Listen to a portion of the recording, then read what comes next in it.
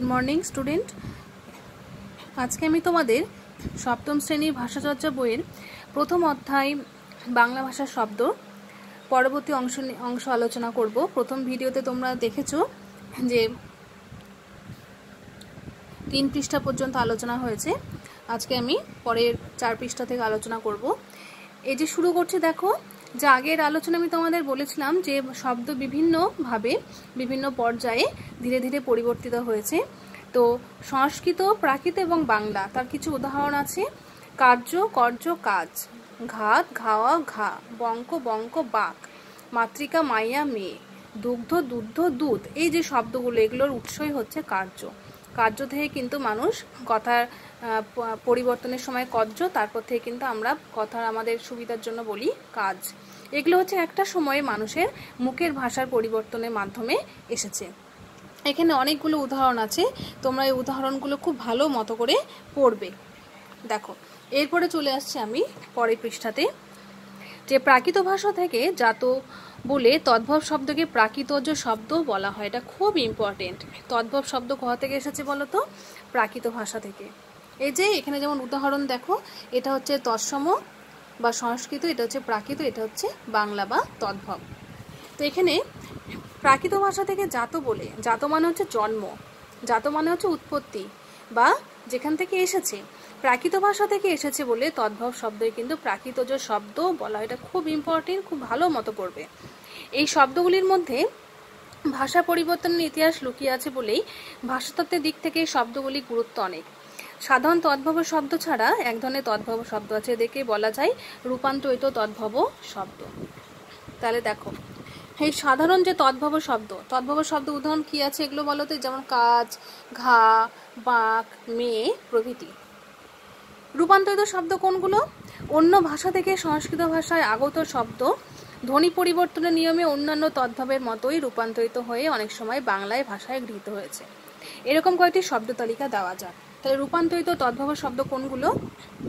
যেগুলো কিন্তু অন্য ভাষা থেকে এসেছে, অন্য ভাষা থেকে এসে তদ্ভবের মতোই কিন্তু ব্যবহার হচ্ছে।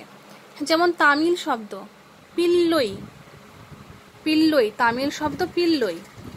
দেখো, পিল্লিক হচ্ছে সংস্কৃততে, পিলুয়া হচ্ছে প্রাকৃত, আর পিলে হচ্ছে বাংলায়। যে আমরা বলি না পিলে চমকাই, বিদ্যুতের আওয়াজ শুনলে আমাদের পিলে চমকাচ্ছে, মানে হার্টবিট বেড়ে যায়। মুটে, মুটুক হচ্ছে সংস্কৃত, মুট অপ্রাকৃত, মোট বাংলা। মুটে মজুর, মোট নিয়ে যাওয়া, সে মুটে। এবার গ্রিক শব্দ দেখো, দ্রাকমে, গ্রিক শব্দ দ্রাকমে, এটা সংস্কৃত কি? দ্রম্য, প্রাকৃত দম্মে, আর বাংলা হচ্ছে দাম। আমরা জিজ্ঞাসা করি যে এই জিনিসটার দাম কত, কিন্তু আমরা কি কেউ জানি যে দাম শব্দটা আসলে গ্রিক শব্দ? গ্রিক শব্দ দ্রাকমে থেকে দাম শব্দটা এসেছে। তাহলে এই শব্দগুলোর বিভিন্ন উৎসগুলো কিন্তু আমাদের জানতে হবে। পারসিক, মচিক, দেখো মচিটা কি? মুচি। এই মুচি যে আমরা বলি, মুচি মানে যারা জুতো সেলাই করে বা সারাই করে, এই মুচিও কিন্তু এসেছে সেই পারসিক মচিক থেকে। সংস্কৃত মচিক, প্রাকৃত মচিয়া থেকে মুচি। এভাবে কিন্তু আরো অনেক শব্দ। পল্লবী ভাষা, তুর্কি ভাষা, তুর্ক, তুরস, তুরক্ক, তুরুক। তিগির, ঠক্কর থেকে ঠাকুর, পোস্ত থেকে পুথিয়া, পুঁথি। তো এই শব্দগুলোর রূপান্তরিত তদ্ভব শব্দ। তাহলে যদি পরীক্ষায় এরকম শব্দের উল্লেখ থাকে, তাহলে তোমরা যদি থাকে যে এর মধ্যে রূপান্তরিত তদ্ভব শব্দ কোনটি, সেটা কিন্তু উত্তর লেখার জন্য তোমাদের এটা খুব ভালো মতো মুখস্থ করে ফেলতে হবে, কেমন? এরপরে অর্ধতৎসম বা ভগ্ন তৎসম শব্দ। অর্ধতৎসম, অর্ধ মানে হচ্ছে অর্ধেক, বা ভগ্ন মানে হচ্ছে ভাঙা। তৎসম শব্দটার যে হাফ যদি করি বা অর্ধেক যদি করি, তাহলে সেটা হচ্ছে অর্ধ তৎসম বা ভগ্ন তৎসম। বা তৎসম শব্দটাকে যদি আমরা অর্ধেক করে ভাঙি, তাহলে সেটা হচ্ছে ভগ্ন বা অর্ধ। অর্ধেক মানে আমরা বুঝি, অর্ধ মানে আমরা বুঝি অর্ধেক বা হাফ। এরপরে বলতে হয় অর্ধ তৎসম বা ভগ্ন তৎসম শব্দগুলির কথা। নাম থেকেই বুঝতে পারা যাচ্ছে যেগুলো সব তৎসম শব্দ বাংলা ভাষায় অবিকৃতভাবে গৃহীত হবার পর, অবিকৃত মানে কোনো রকম ভাবে বিকৃত হয়নি বা কোনো রকম ভাবে শব্দটার পরিবর্তন হয়নি, যেরকম ছিল সেরকম ভাবেই গৃহীত হয়েছে। তারপরেও কিন্তু কিছু উচ্চারণ বিকৃতির কারণে, মানে আমি তোমাদের বললাম যে একটা শব্দ কিন্তু সব মানুষ সঠিকভাবে উচ্চারণ করে না, কেউ গ্রাম বলে, কেউ গেরাম বলে, কেউ ক্লাস বলে, কেউ কেলাস বলে, বলে তো। মানে একটা শব্দ বিভিন্ন মানুষের মুখে উচ্চারণ কিন্তু বিভিন্ন হয়, বিকৃত হয়ে যায়, ভুলভাল উচ্চারণ হয়ে যায়। সেই শব্দগুলি হচ্ছে অর্ধতৎসম বা ভগ্ন তৎসম। তদ্ভব ও অর্ধতৎসম শব্দ উভয়েরই উৎস এক, কিন্তু তদ্ভব শব্দ রূপান্তর যেমন বহু শতাব্দীর ধ্বনিতাত্ত্বিক পরিবর্তনের ফল, অর্ধতৎসম শব্দের ক্ষেত্রে তা নয়। একটা জিনিস তোমাদের মাথায় ঢুকিয়ে দিচ্ছি আমি ভালো করে।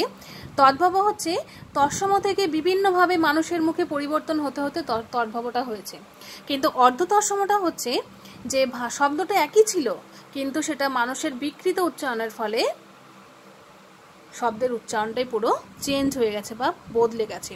এই পরিবর্তন আকস্মিক, মানে হঠাৎ, উচ্চারণ বিকৃত জনিত। তদ্ভবটা যেমন যুগের পর যুগ, বছরের পর বছর বিভিন্নভাবে পরিবর্তনের ফলে এসেছে, অর্ধতৎসম কিন্তু এরকমভাবে হয়নি। অর্ধতৎসমটা হঠাৎভাবেই মানুষের মুখের উচ্চারণের পরিবর্তনের ফলেই হয়ে গেছে।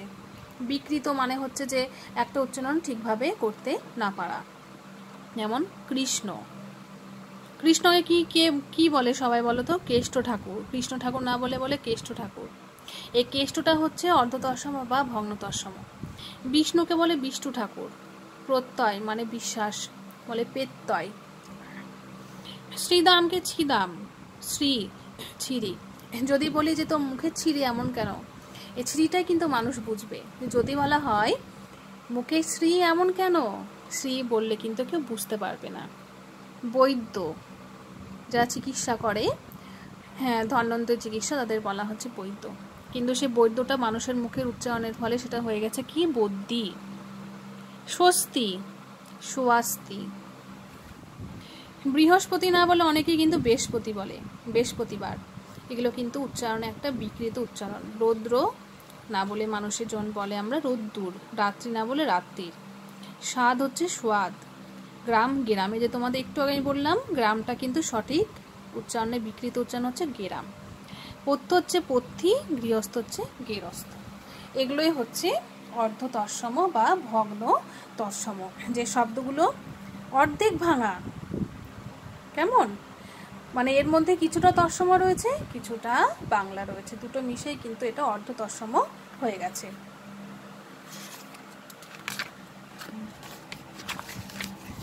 এরপরে এবার দেখো 6 পৃষ্ঠায় গৃহিণী, গিন্নি, এরকম বহুত উদাহরণ আছে। তোমরা উদাহরণগুলো ভালো করে পড়ে নেবে। রাজপুত্র, রাজপুত্র, উচ্ছিষ্ট, উচ্ছিষ্ট এবং মহোৎসব হচ্ছে মোৎসব প্রভৃতি। নেক্সট হচ্ছে সেটা হচ্ছে বিদেশাগত বা বিদেশি শব্দ। বিদেশি, বাইরের শব্দ আমাদের দৈনন্দিন জীবনে কিভাবে বাংলা ভাষা বা বাংলা শব্দের সঙ্গে মিশে গেছে দেখো। এরপর আসা যাক বিদেশাগত বা বিদেশি শব্দগুলির প্রসঙ্গে। আগেই বলেছি ভাষা একটা জ্যান্ত বহমান বিষয়।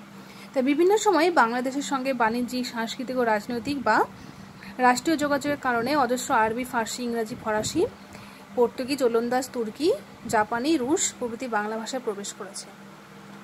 একটা দেশের সঙ্গে একটা দেশের ব্যবসা বাণিজ্যিক বা একটা দেশের সঙ্গে একটা দেশের আদান প্রদান বা আমদানি রপ্তানি, এই সমস্ত ক্ষেত্রে কিন্তু মানুষ বিভিন্নভাবে বিভিন্ন জায়গায় বিভিন্ন ভাষা প্রয়োগ করেছে, আর যার ফলে বাইরে বিদেশি শব্দগুলো আমাদের বাংলা ভাষায় অনায়াসে চলে এসেছে। কিন্তু তার ফলে আমাদের কিন্তু ভাষার গুরুত্ব এতটুকু কমেনি। এই আরবি ফার্সির সাথে কিন্তু প্রায় ইংরেজি দেখো যোগাযোগ প্রায় 4000 বছরে, ইংরেজির সঙ্গে প্রায় 400 বছরে যোগাযোগ, প্রায় 1000 বছর, ইংরেজির সঙ্গে প্রায় 400 বছরে। 3টি ভাষা ছিল রাজভাষা। আর দেশ স্বাধীন হওয়ার পরে ইংরেজির আপাতত গুরুত্ব বেড়েছে বা কমেনি। আমাদের জাতীয় ভাষায় হচ্ছে ইন্টারন্যাশনাল ল্যাঙ্গুয়েজ, আন্তর্জাতিক ভাষায় হচ্ছে ইংরাজি, আর আন্তর্জাতিক ক্ষেত্রে ইংরাজির গুরুত্ব প্রাসঙ্গিকতা ছেড়ে দিলাম। স্বাভাবিকভাবেই এই 3টি ভাষা থেকে প্রচুর বাংলা ভাষা গৃহীত হয়েছে। তো কি কি দেখো বাংলা এসেছে, নমুনা দিলেই বোঝা যাবে। আরবি, আরবি থেকে এই যে শব্দগুলো আছে, এই শব্দগুলো কিন্তু আমরা বাংলা ভাষায় ডেইলি ইউজ করি। হাওয়া, বাকি, মতলব, হিসেব, মুকুল, মাফি, শৌখিন, আরও আছে, আমি বাকিগুলো পড়লাম না, তোমরা পড়বে। সমাজ, জাহাজ, তামাশা, হুকুম, খেতাব, এগুলো কিন্তু আদতে আরবি শব্দ, কিন্তু এই শব্দগুলো আমরা বলি না, প্রতিদিন ব্যবহার করছি, কিন্তু বাংলা ভাষায় আমাদের বাংলা শব্দের মধ্যে কিন্তু অনায়াসে এই আরবি শব্দগুলো প্রয়োগ করছি। ফার্সি, কোমর, হাজার, চেহারা, শিকার, পোশাক এগুলো কিন্তু সব ফার্সি শব্দ, অথচ এগুলো আমরা প্রতিদিন দৈনন্দিন জীবনে ব্যবহার করছি। তাহলে এই যে বিদেশি শব্দগুলো রয়েছে, বাইরের ভাষাগুলো রয়েছে, এগুলো আমাদের ভাষার মধ্যে অনায়াসে চলে এসেছে। এখানে দেখো ইংরাজি, ফরাসি, পর্তুগিজ, ওলন্দাজ, তোমরা এগুলো ভালো করে শুধু মুখস্থ করবে। এগুলো কিন্তু মুখস্থ ছাড়া আর কোনো রাস্তা নাই, আমি তোমাদের বারবার বলছি, আর কোনো বিকল্প কিন্তু নেই। তোমরা যত পড়বে তত মনে রাখতে পারবে, কারণ এগুলো কিন্তু মনে রাখার কোনো সূত্র নেই। একটাই রাস্তা আছে, মুখস্থ করতে হবে এবং সেগুলো ভালোভাবে বারবার রিভিশন করতে হবে, যার জন্য তোমরা এই শব্দগুলো আয়ত্ত করতে পারবে। জাপানি, বর্মি, রুশ, পেরু, ইতালি, অস্ট্রেলীয়, তিব্বতী, মিশরীয়, স্পেনীয়, এই যে শব্দগুলো আছে, এই শব্দগুলো দেখো হিসাব করে আমরা কিন্তু বাংলা ভাষায় প্রতিদিন ব্যবহার করছি, অথচ এই যে শব্দগুলো বাংলা নয়, এগুলো কিন্তু আমরা ভুলেই গেছি। এগুলো বিদেশি ভাষা, বিদেশি শব্দ আমাদের দৈনন্দিন জীবনে অত্যন্ত কার্যকরী হয়ে উঠেছে। এরপরে বাংলা ভিন্ন ভারতীয় শব্দ বা প্রাদেশিক শব্দ। বাংলা ছাড়া ভারতীয় শব্দ, প্রাদেশিক মানে অন্যান্য প্রদেশের শব্দ কি কি আছে? বিদেশি ভাষার মতোই অন্যান্য প্রাদেশিক ভাষার অনেক শব্দ বাংলা ভাষায় গৃহীত হয়েছে। কি সেগুলো? শব্দগুলোকে বলা যেতে পারে বাংলা ভিন্ন ভারতীয় শব্দ অথবা প্রাদেশিক শব্দ। শব্দগুলো দেখিনি কি আছে, যেমন হিন্দি, গুজরাটি, মারাঠি, তামিল, মুন্ডারি, তেলেগু, সাঁওতালি, ওরাও। এই যে খোকা বলি, খোকা এটা কিন্তু ওরাও শব্দ।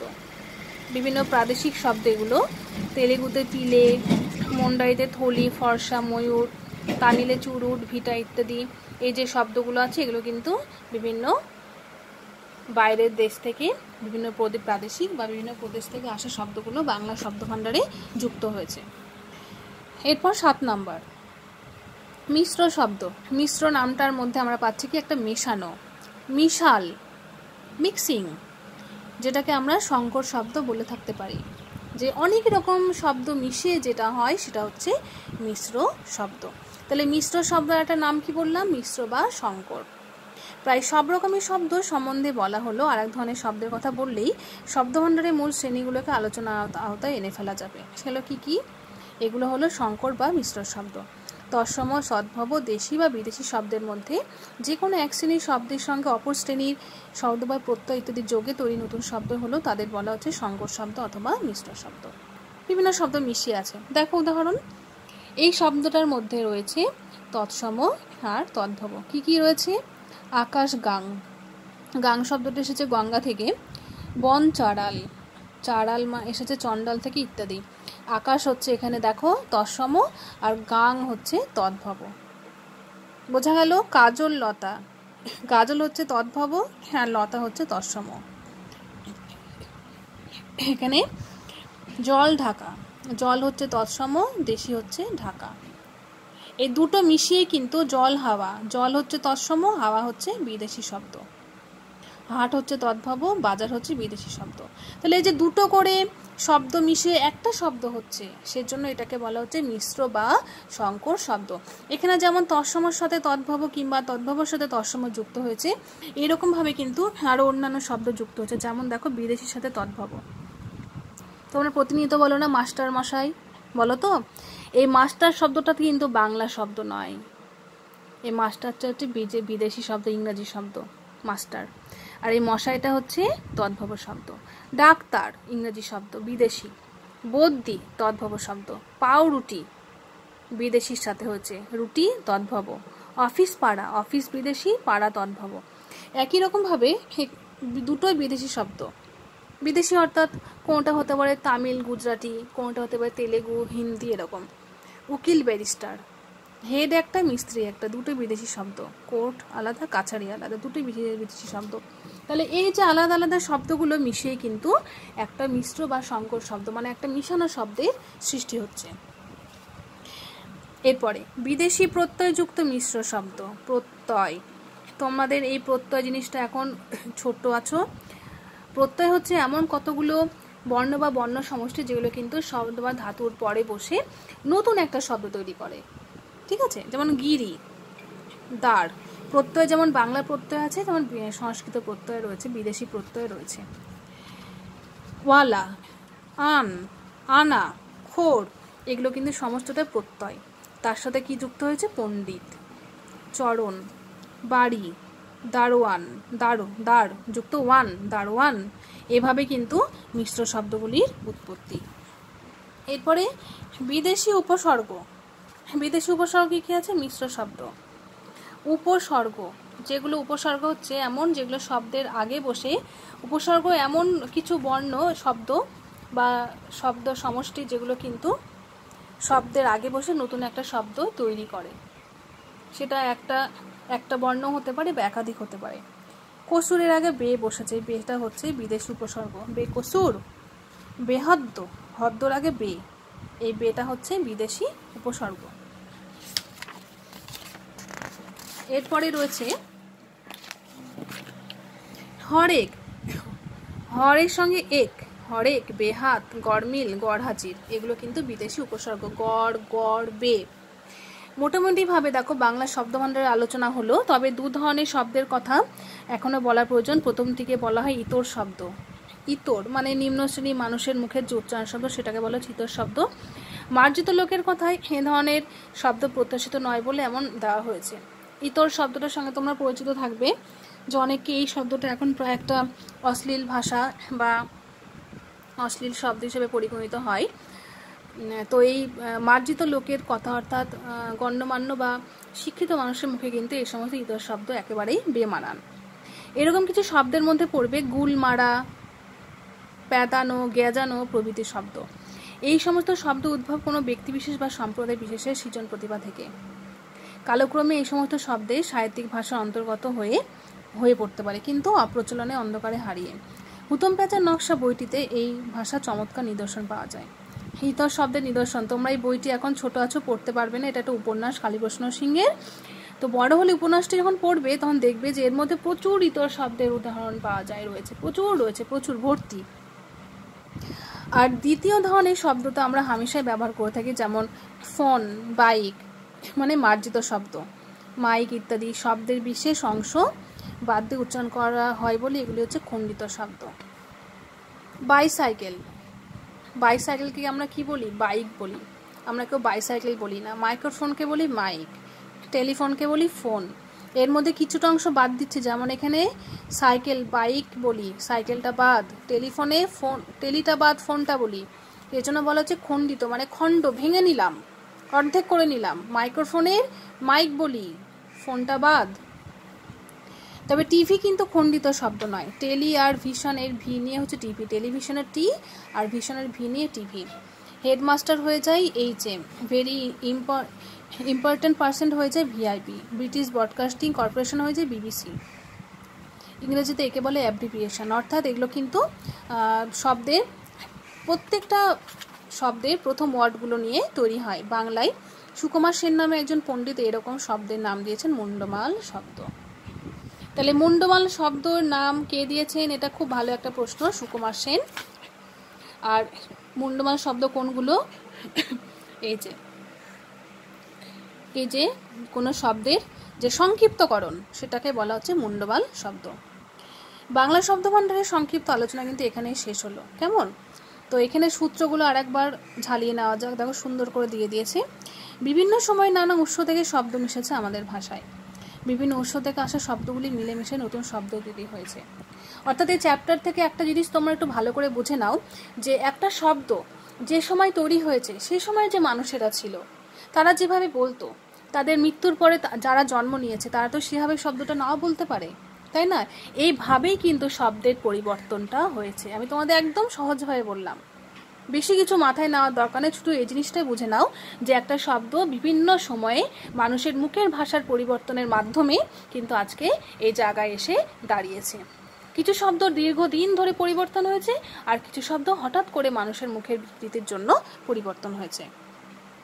আবার বিভিন্ন উৎস থেকে আসা শব্দগুলি মিলেমিশে নতুন শব্দ তৈরি হয়েছে। শব্দভাণ্ডারে ঐশ্বর্য বেড়েছে।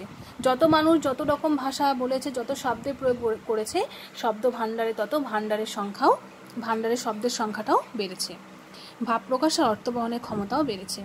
আর সে কারণেই অন্য ভাষা থেকে ঋণের ব্যাপারটা নিয়ে বেশি লজ্জিত হওয়ার বা ভয় পাওয়ার কোনো কারণ নেই। ঋণের কোনো ব্যাপার নেই। মানুষ যত জানবে, যত পড়বে, যত অন্য শব্দ গ্রহণ করবে, ততই কিন্তু একটা মানুষ যেমন সমৃদ্ধ হবে, তেমনভাবে একটা জাতি বা একটা দেশও কিন্তু সমৃদ্ধ হবে। একটা মানুষের ওপরে ডিপেন্ড করে বা একটা মানুষের ওপরে কিন্তু নির্ভর করে একটা জাতির শিক্ষার হার কিংবা একটা দেশের শিক্ষার হার। প্রত্যেকটা মানুষ যদি এভাবে শব্দ কিংবা বাক্যকে অন্য শব্দভাণ্ডার থেকে নিয়ে নিজের মতো করে তৈরি করে সেটা শিখতে চায়, তাহলে কিন্তু আদতে তারই লাভ, উন্নতি কিন্তু আখেরে সমাজেরই হবে। এটি জ্যান্ত ভাষা থাকার প্রমাণ পাওয়া যায় এইভাবে। কেননা এটি জ্যান্ত ভাষা থাকার প্রমাণ পাওয়া যায় এইভাবে। জ্যান্ত ভাষা বলছে কেন? মানুষ আছে তো, ভাষা জ্যান্ত নয়, মানুষ জ্যান্ত। মানুষ জ্যান্ত বলেই সে ভাষাটাকে জ্যান্ত করে রেখেছে। মানুষ ছাড়া তার অন্য কিছু নেই। এই যে ভাষা, লেখা, বই, মানুষ আছে বলেই তো হচ্ছে। মানুষ না থাকলে কিন্তু এগুলো কিছুই হতো না। এটা হচ্ছে এই চ্যাপ্টারটাই হলো, এই কারণেই এই চ্যাপ্টারটার নাম হচ্ছে বাংলা ভাষার শব্দ। যে বাংলা ভাষায় যে শব্দগুলো আমরা বলি, সেই শব্দগুলো আদতেই সব কিন্তু বাংলা নয়, বিভিন্ন শব্দের, বিভিন্ন ভাষার শব্দের একটা সংমিশ্রণ। আশা করি তোমরা চ্যাপ্টারটা বুঝতে পেরেছো। দুটো ভিডিওতে আমি তোমাদের এই অধ্যায়টা পড়ালাম। এরপরে যে প্রশ্ন অনুশীলনটা আছে সেটার জন্য আমি আলাদা করে একটা ভিডিও করে দিচ্ছি।